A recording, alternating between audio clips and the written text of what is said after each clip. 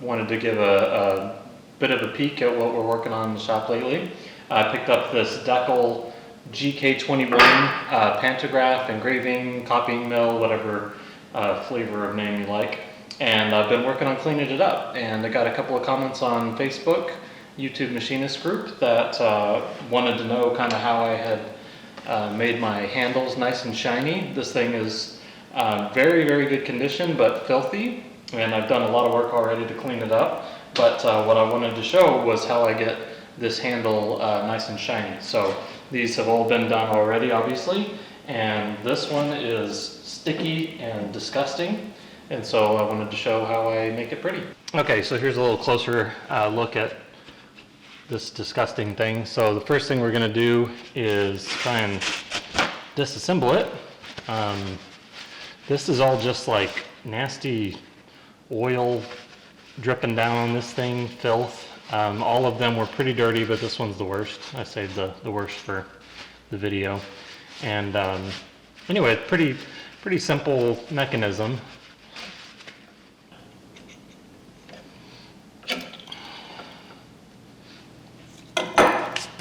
All right, so it's held on there with just a nut and a washer, which are gummed up completely, of course. Nasty. And then the handle, oh, that one came off pretty easily.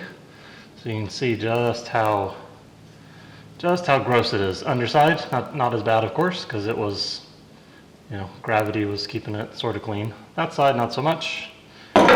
And then we've got the locking ring, which is just a piece of plastic with a, looks like stainless, but I'm not sure, threaded section in the middle. It's pressed in or molded in or whatever on a real fine thread. Oops. So there's that. Nasty as well. And then we've got the dial itself, so you can see this stuff was all over the place. It's just really, really old solidifying oil. This is actually still a bit liquid, but the rest of it's kind of turned to, on the machine, is kind of turned to varnish, you know, nastiness state. And you can see just how filthy that is. And on this guy, it's an 1/8 of an inch per revolution on the dial. Let's go over to the new washing sink, and we'll get some of the filth off that way first. All right, so what I use for cleaning this kind of stuff is a actually Zepp bottle with Zepp product on the inside. This is their purple industrial cleaner. Actually, the gallon jug is right down here. Let's show that for you. So makes up to 25 gallons. I usually dilute it a little bit heavy for degreasing purposes, but all we're trying to do is kind of knock the nastiness off, just so when we go over to the wire wheel, we don't spray quite as much crap all over the shop. So all we're going to do is spray it down with some juice.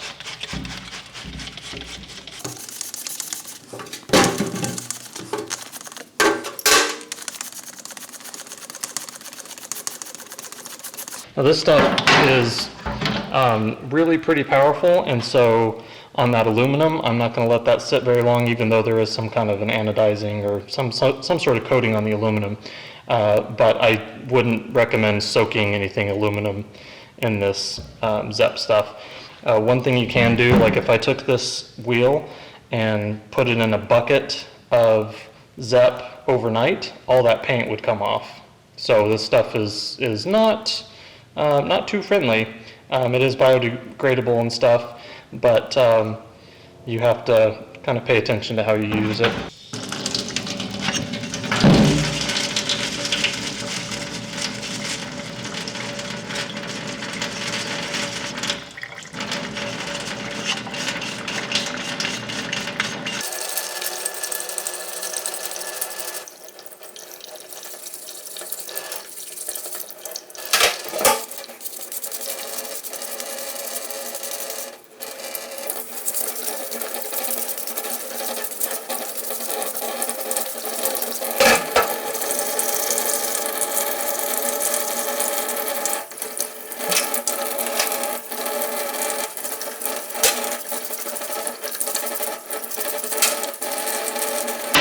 Okay, I'm gonna go ahead and do a second pass just because these are so nasty.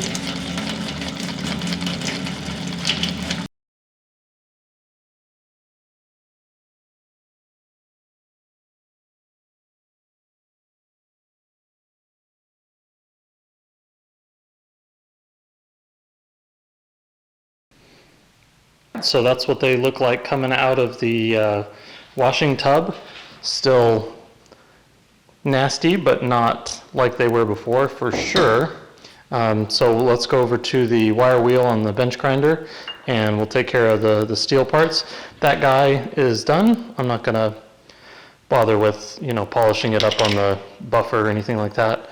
And this guy, we're gonna need a little bit of handwork left to do. I'm not gonna use any power tools on this for fear of messing up the finish. All right, so over here at the wire wheel on the Wisoda grinder, we're gonna clean up all the bare surfaces here, and they will end up a nice matte finish with all the rust gone. So let's get to it.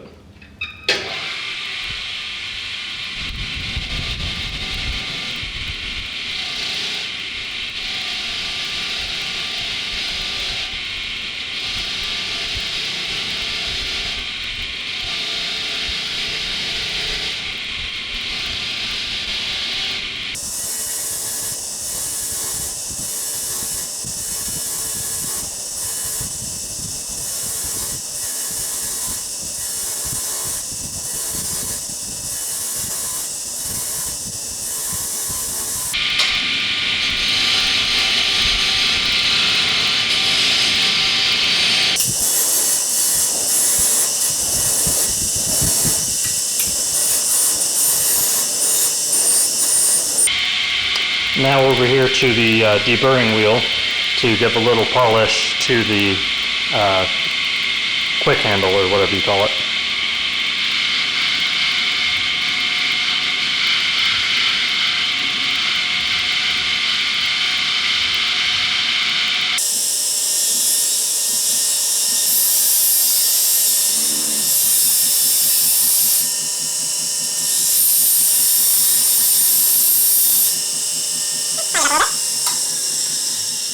Alright, so this is totally usable just as it is, but you can see that it's kind of gray and just doesn't have a fine polish on it. So what I'm going to do is put it on the lathe. I could get it, pretty okay with the deburring wheel over there, but then you just got a lot of stripes in there because it's hard to evenly rotate this and up against that deburring wheel. So what I'm going to do instead is I've got just a scrap piece of aluminum that happened to have a half 13 thread in it, and so I just grabbed myself a half 13 bolt, and what we're going to do is get this kind of close to center on the lathe. I'm not going to stress too much about that. This is not going to be spinning at real high speed or cutting for cutting much at all, in fact. So I don't worry too much about it being dialed in at all. But we'll just tighten that bolt down just a little bit.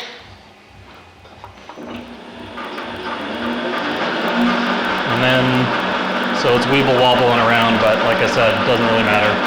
So we'll clean off the little bit of grit that's on there, and then a maroon Scotch-Brite.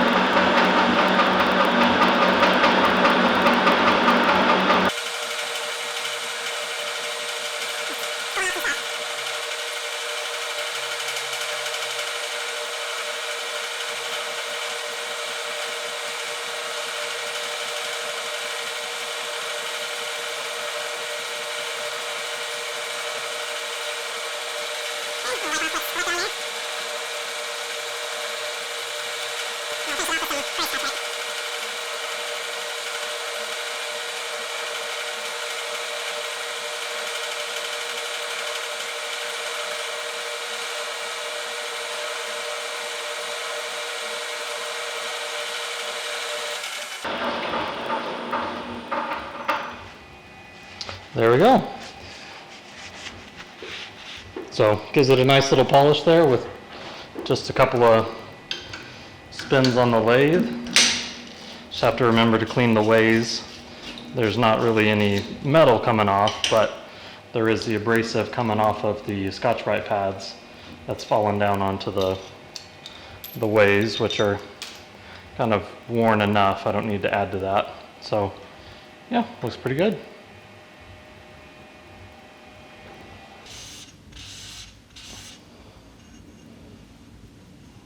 Polish it just a little bit.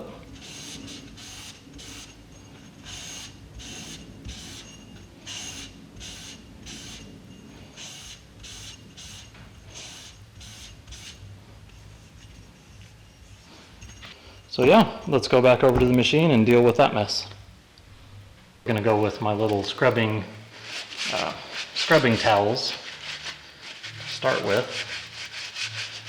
That'll get us some of the cleaning agent on here. Now what we're gonna do is, I've got almost time to throw away brass bristled brush, so it's not stiff enough to really scratch the surface of this, but it will displace the nasty filth really nicely, as you can see.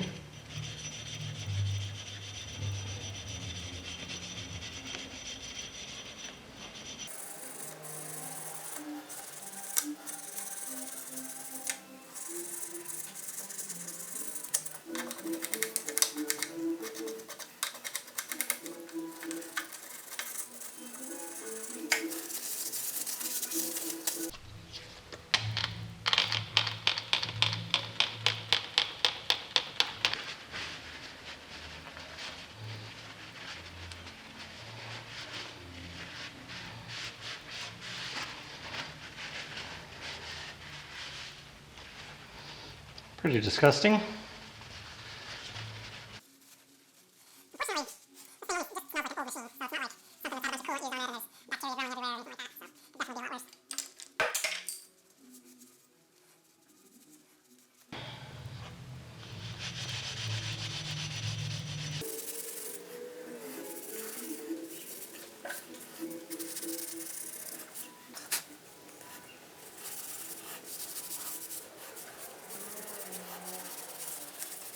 I think all that's left is to go ahead and reassemble.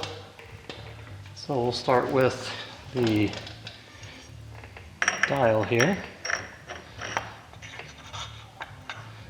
Such nice quality.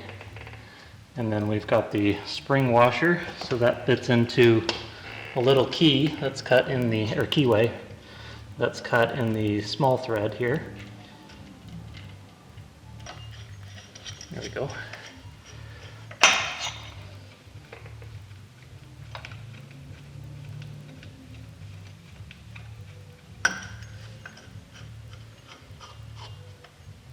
Okay, so that's good.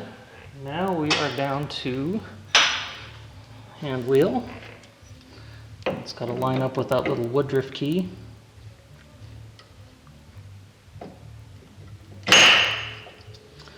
And a washer and a nut. So there's still plenty to do on this machine. Got to get the ways on this side. This is the stylus side. They're all gunked up and gummed up, so it's really hard to move back and forth on this side. Been taken care of on that side, and these ways as well on this whole section that moves up and down. So I've got a nice handle to grab onto that's clean, but still kind of stiff on the. Yeah, it's not too bad. It's better than the X-Travel, I guess. I don't know if this is Z or what on this type of machine, but anyway, so there we go. This thing is cleaned up and happy and ready to use again. All it takes is a little bit of time and some safe techniques to not go too hard at it. Sandblasting would work, but obviously you don't want to do that. You end up causing damage to everything. So hope you enjoyed this little tip, and I will see you guys next time.